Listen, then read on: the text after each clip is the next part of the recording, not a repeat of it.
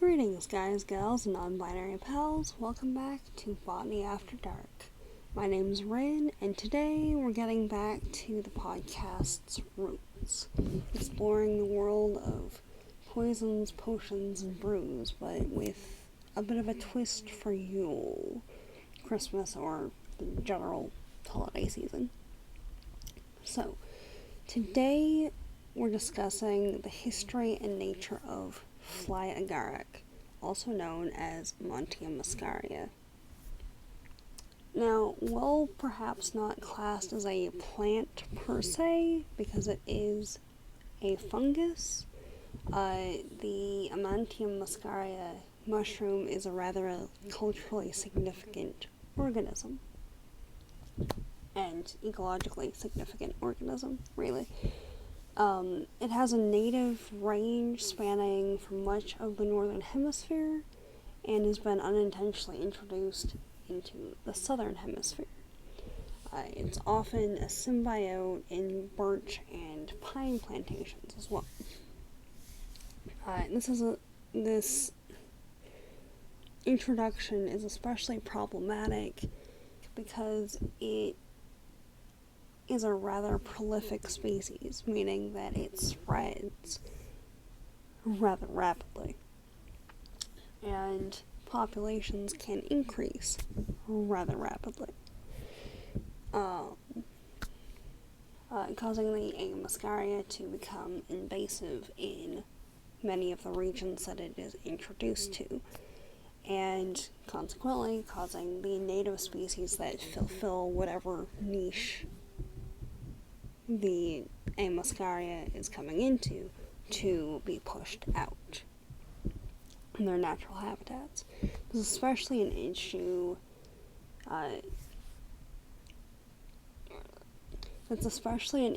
in places like New Zealand, Tasmania, and parts of Australia, namely one of the rainforests, especially where birch, pine, and other kind of trees like that have been introduced, especially on the tree plantation areas, because that's where they grow. It's an ectomycorrhizal species, meaning that the A. muscaria forms a symbiotic relationship with receptive tree species within their habitat range. So the mushroom's presence is entirely dependent on the host tree also being present. As a mycorrhizal species, these fungi play a specific significant role in the host plant's rhizosphere or root system, impacting the nutrition absorption, soil biology, and ultimately the soil chemistry surrounding the tree. And also of note, it sometimes the relationships can be parasitic instead of symbiotic. Now, these now invasive fungi have not yet spread to Australia's extensive native eucalyptus forests, as far as we know, A. muscaria has been seen growing in conjunction with eucalyptus species in Portugal, so there is a precedent for concern there. As there are native species fulfilling the symbiotic role that A. muscaria would serve, essentially, it becomes an encroaching invasive species that, by the very nature of what it is, causes alteration in the environments and to the organisms within those environments, altering the chemical composition of the soil they inhabit, as many plants and fungi release chemical markers into the surrounding soil. This is especially concerning as Australian, Tasmanian, and New Zealand ecosystems and inhabiting wildlife are often highly specialized, each with fulfilling a very particular niche, with very particular requirements and concerns. For example, it's unknown what impact a muscaria would have on the eucalyptus's nutrient processing and transfer to the leaves in its canopy. And just as pandas are dependent on the bamboo forests that they inhabit for their entire sustenance, essentially, minus a few things, koalas are dependent on the prevalence of eucalyptus. There's admittedly not much food value, not much nutrition to be gained from the eucalyptus leaves themselves, but if the nutrient content that is there is altered, then it would potentially highly negatively affect the koala populations that inhabit the trees and have that as their essentially sole food source. When they're young, the fungal fruiting body, so the fungal body that would have the spores in it when it's developed, essentially, often resembles a white egg, and it tends to grow in patches or clusters with individual mushrooms or basidiocarps appearing in all stages of development. So you don't have just like all mature mushrooms or all immature mushrooms. You have situations where every life stage is present, or most life stages are present, depending on the location and how the spores fell and whatever else. When fully mature, the cap is flat or inverted slightly upward, especially on the edges, and it's generally 8 to 20 centimeters or 3 to 8 inches in diameter. Larger examples have been seen, though, so it just depends. The stipe or stalk is 5 to 20 centimeters or 2 to about 8 inches tall by 1 to 2 centimeters or half an inch to an inch wide, and shares its somewhat kind of brittle fibrous texture with many other large mushrooms. Unlike certain species, there is no distinctive smell other than a mild general earthiness that you would associate with kind of most mushroom species. There are some that have a rather pungent aroma. This is not one of them. The most iconic of the mushroom species, a muscaria, displays a distinctive red or red-orange cap, flecked with white, and has white gills below. And one thing to note for mushroom ID is the gills are often more distinctive than the cap when you're trying to identify it, so just be aware of that. There are certain variants, though, of a muscaria with yellow or tan components that we might discuss at a later date if that's of interest, but for now I'm referring to the type species Amantia muscaria, variant muscaria, which type species simply means that if you're talking about a species, that is the image that you're referencing, essentially. That's the species that you're working with. And if there's something that differs from that, then it's notable when you're discussing it, essentially. And that variant has a red or red-orange cap and is native to the Eurasian continent. Notably, this species can also have a orange or yellow cap if the purple pigments are kind of slow to develop. And, well, particular to Amantia species, the yellow or white warts or kind of bumps generally present can be removed by rainfall. These warts, if you call them that, are component remnants of the universal veil that covers mushrooms when they're very young. So it's essentially like part of the protective container, if you will. Previously, we were saying that when the mushrooms are very young, they kind of resemble an egg. It's that, essentially. When the cap grows, the red pigments develop with age, and the spots remain the same size when they're left alone, because those parts of that, like, outside sheath, for lack of a better word, have just stayed in place as the rest of the cap expands.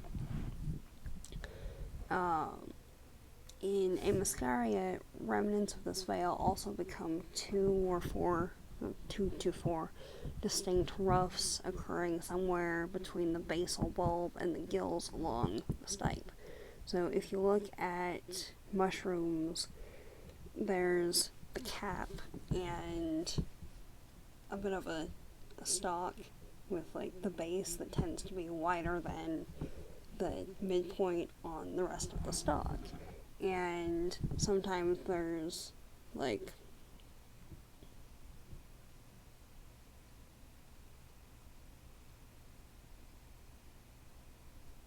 almost like layered not fibers, but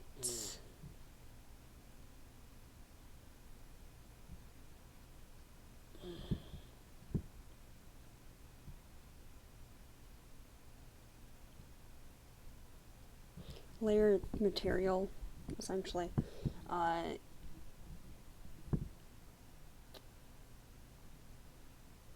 That sort of dips out from the central stalk a little bit under the gills. That's what we're talking about here. The roughs on there. Though often considered a poison, these mushrooms are not known to be deadly. That's not to say that you should make a point of eating them, or even attempting it. If there's any other options available.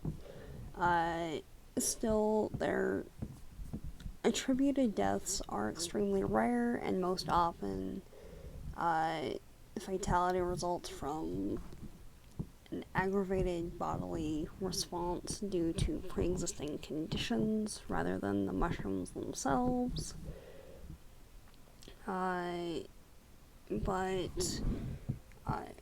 While having psychoactive properties, these mushrooms are non-toxic if they are parboiled or partially boiled twice, and the water is drained after each. So, boil it, drain the water, boil it again, drain the water. You might be able to get away with it, it's fine. But also, would not suggest. This both weakens the mushroom's toxicity and begins to break down the psychoactive components. Essentially, it's the same principle as boiled or cooked beans versus raw. In most cases, you have to make sure to fully cook beans in order to ingest them and have no negative side effects.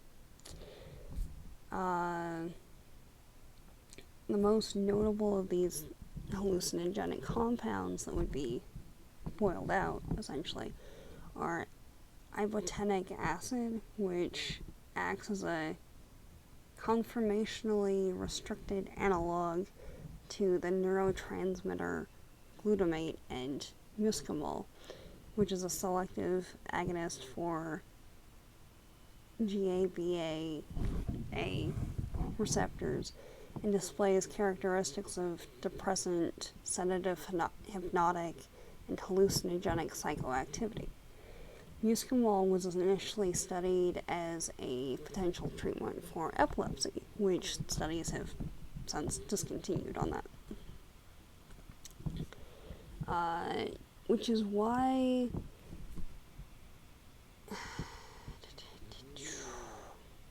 that's wrong thing. Okay. So, why is such an intriguing mushroom called fly agaric, though? Well, according to the taxonomological records, a muscaria was first recorded by Albertus Magnus in his text De Vegetabilis at some point prior to 1256 CE, noting that Vocator fungus muscarum eocode in lacte pulverizatus interficent muscus. Or, quote, it is called the fly mushroom because it is powdered in milk to kill flies. Kind of does what it says on the tin at that point. It was also known as Saint Albert the Great.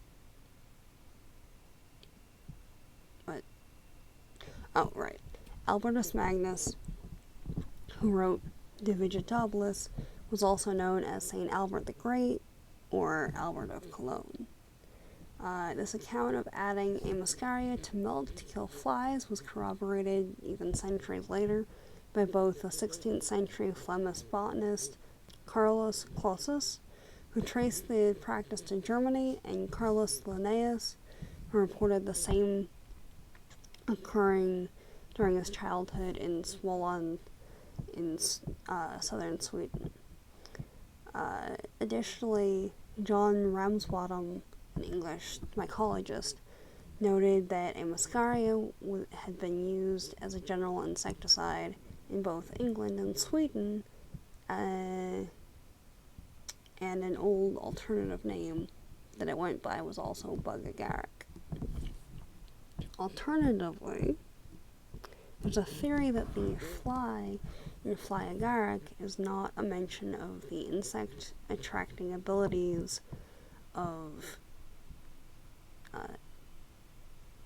1.3 diolin or 1,3 dicystine octadecanol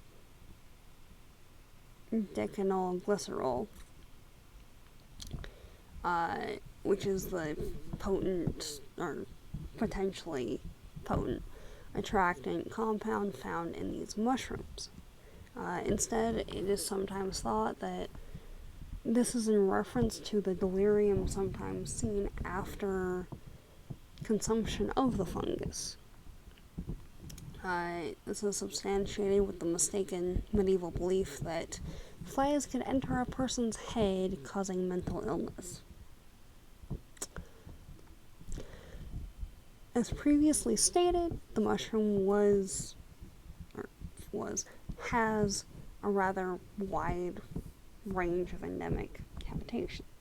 So there's a lot of potential variation in cultural exposure, cultural interaction, and just across the board. But having it as a option to kill flies or other such flying insects seems to be a commonality.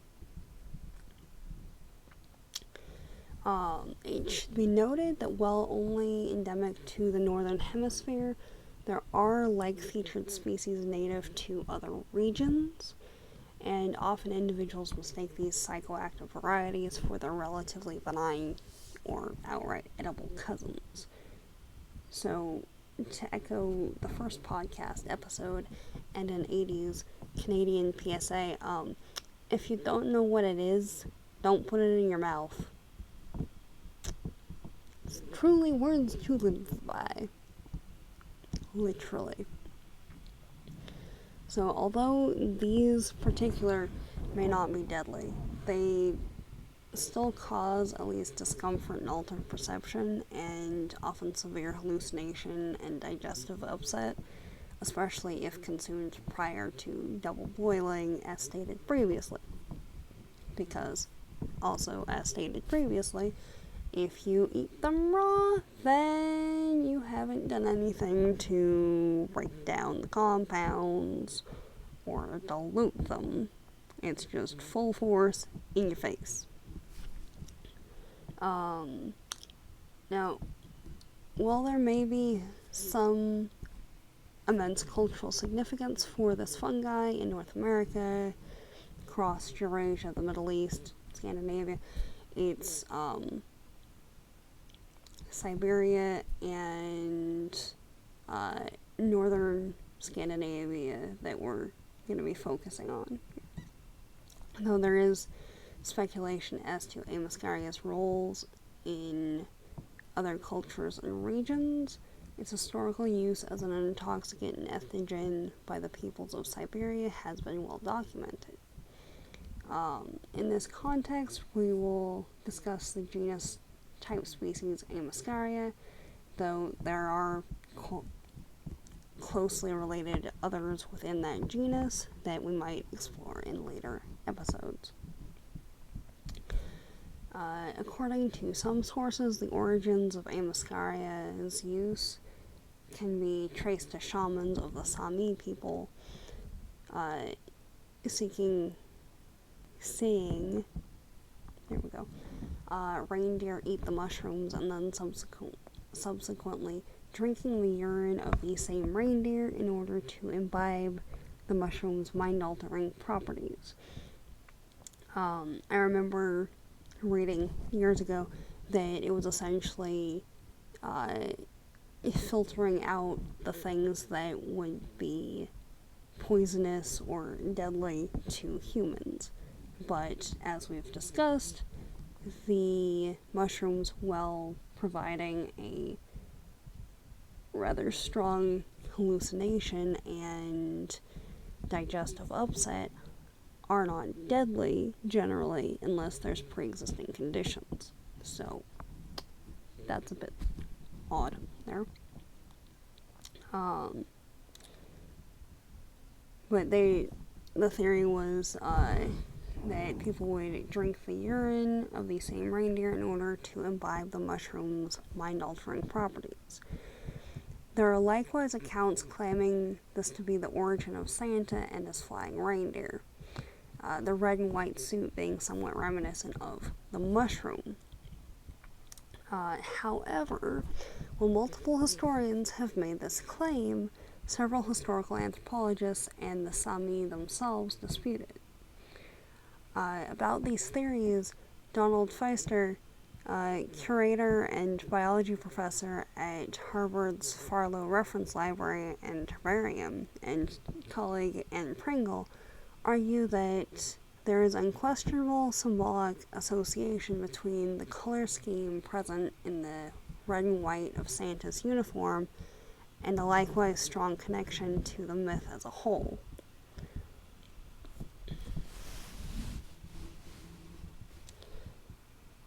Magically flying reindeer and a jolly gift giver dressed as a mushroom is an interesting idea, after all.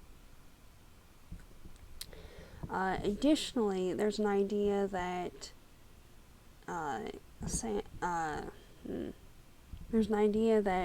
quote, Santa is a modern counterpart of a shaman who consumed mind-altering plants and fungi to commune with the spirit world, end quote. From John Rush, who's an anthropologist and instructor at Sierra College in Rockland, California. According to the theory, the legend of Santa derives from shamans in the Siberian and Arctic regions, who dropped into locals' teepee-like homes with a bag full of hallucinatory mushrooms and presents in late December, Rush said. Furthermore, the story goes, quote, as the story goes, up until a few hundred years ago, these practicing shamans or priests connected to the older traditions would collect Amantia muscaria, or the holy mushroom, dry them, and then give them as gifts on the winter solstice. Rush says in an interview with Life Science in 2012.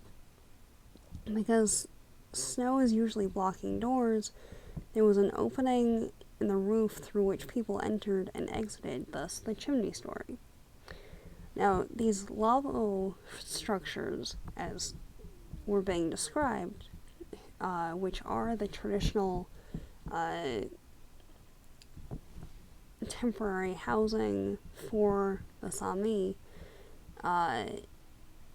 well following the herds, are seasonal dwellings. They're meant for easy setup and takedown, enabling the inhabitants to move easily with the reindeer herd's migrations.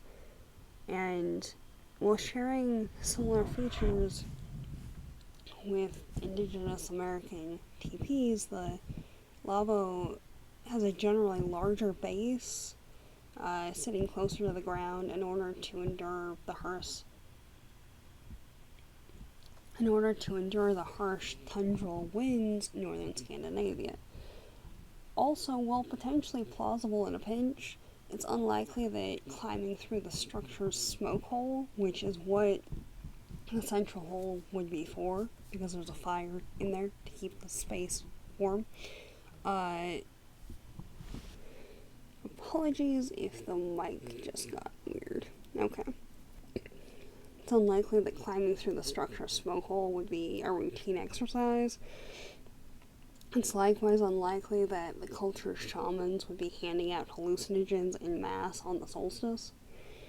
While I cannot speak for all, obviously, in most traditions, botanical and like allies are seen as greatly powerful and just not to be trifled with. Consequently, it's only those who have undergone the proper training and exposure who are often allowed to take part in such ceremonies. Additionally, some practices or aspects of practices are closed to outsiders, either of the community or the group of practitioners within the community. Other purported connections include Rudolph's glowing red nose that is apparently meant to represent the red of the mushroom, guiding the sleigh, and the presents under the tree sometimes being wrapped in red and white paper, the gift wrapping being connected to the mushroom's tendency to grow in the protected underbrush of pine trees and other such canopies. Well, hypotheses, these claims are compelling. It forces you to look at the symbolism and colors and shapes and overall expressions of culture. However, while there are records of psychoactives being used in Sami shamanic traditions, there's no mention of flying reindeer or other Santa-esque lore. According to Arja Jompanen, a researcher at SIDA, which is the National Museum of Finnish Sami in Inari, regarding these perceived origin stories, quote, mushrooms have been used to a certain extent in shamanic ceremonies, but drinking urine has not been mentioned in accounts of Sami traditions. Further, Hakan Redving, An expert in Sami religion at Norway's University of Bergen states that, quote, there is no such information at all from the Sami world, neither about drinking the urine of reindeer nor of seeing flying reindeer in their dreams. In a discussion with NPR, Ronald Hutton, a historian and specialist in pre-Christian folklore and contemporary paganism at the University of Bristol, said that the theory of a mushroom-Santa connection is off base. If you look at the evidence of Siberian shamanism, he says, which I've done, you find that shamans didn't travel by sleigh, didn't usually deal with reindeer spirits, very rarely took the mushrooms to get trances, and didn't have red and white clothes. And while there have likely been individual accounts of people experimenting with particular practices, it's much more likely that the current coloration and depiction of Santa Claus is connected directly to Clement Clarke Moore's 1823 poem, A Visit from St. Nicholas, which later became the famous 'Twas the Night Before Christmas, and the overt commercialization of the character in early Coca-Cola marketing. However, even with the absence of hallucinogens and magical mushrooms, reindeer are an integral part of Sami culture, dating back centuries. Not all families are herders, and some keeping to the coast as fishers, others doing neither. As with most places, certain phrases and place names remain from older times. In this instance, reindeer can walk. Reindeer can't walk too far without answering the call of nature, writes the San Diego Tribune. In fact, they are unable to walk and pee at the same time, so they have to take bathroom breaks roughly every 6 miles. In Finnish, this distance is known as Porolkusma. Probably said that wrong. Alright. Also known as reindeer's pace. And was an old-fashioned description of distances in the countryside. While there are many articles written describing a muscaria and its connection with the Sami, reindeer herds, and Santa Claus, most seem to contain the same information as previously mentioned. While it is true that in shamanic traditions practitioners tend to have interactions with nature spirits, whether they be animal, plant, or other, the practice of working with nature spirits, especially with the aid of psychoactive muscaria mushrooms, is not the norm. As with the vast majority of cultural elements, there's likely some truth within the story, but embellishments do happen. From what I've seen in my sources, Sami shamans do sometimes work with reindeer spirits or reindeer-presenting spirits. They also might sometimes ingest mind-altering substances to better facilitate communication or consider other mysteries. There is, however, no record of psychoactive reindeer urine taking place, or consumption of psychoactive reindeer urine taking place. Again, well, some likely tried it because humans are prone to experiments. It's not replicated with even remote consistency. Ultimately, St. Nicholas originated as a 3rd or 4th century CE bishop of Greece's Myra, with a tendency toward gift-giving to children as a form of charity and enacting miracles. Over the intervening centuries, there were stories of folk characters giving gifts to children in varying capacities, each having different cultural variations in costuming, offerings, gifts received, etc. And it wasn't until 1821 the idea of a reindeer-drawn sleigh was introduced in an anonymous poem entitled Old Santa Claus with Much Delight. Old Santa Claus with much delight, his reindeer drives this frosty night, o'er chimney tops and tracts of snow, to bring his yearly gifts to you. It says you, but going with the cadence, yes. Many of the adaptations at the time appeared to come from Dutch origin, so there might be a correlation there as well. However, it's Moore's 1823 A Visit from St. Nicholas that really solidified much of the current idea of Santa, flying reindeer and all. There is a precedent for magical beings to travel the skies in a sled or chariot or other device pulled by animals in lore. Freya had large cats, Apollo had a team of horses, that sort of thing. While true that origins of these stories likely have roots in altered states of consciousness, or drawing on various cultural references, it's rather unlikely that Santa mythology can be traced directly back to the Sami. It's instead more plausible that bits and pieces of several cultures across many centuries influenced the image and traditions we know today.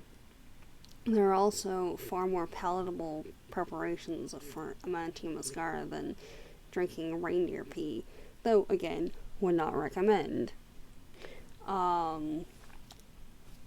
But that is where we will end the discussion for today. So, for more podcast episodes, check out my YouTube page or anything else you'd like to find by going to linktree/adventurein, so linktr.ee/ADVENTURYN. A subtitled version of this is currently up on the Ethnobotany YouTube channel as we speak, where all the sources are also available. Likewise, there's links to the blog and YouTube channel where I talk more about plants, where this is going to be, as well as my Patreon and relevant social media links. And once I can figure out how to do it, the podcast filming will be live on the Patreon. The recording would be on the YouTube. The audio only is on the podcast site itself and wherever podcasts are available. And for anyone interested in seeing the live research for these episodes, you can pop over to twitch.tv/adventurein on Thursdays at 3 p.m. GMT-8. To all my listeners at home, work, or somewhere in between, thank you for tuning in. Talk to you next week. It should be an interesting show. Have a good one. This is Rin signing off. Bye, everybody.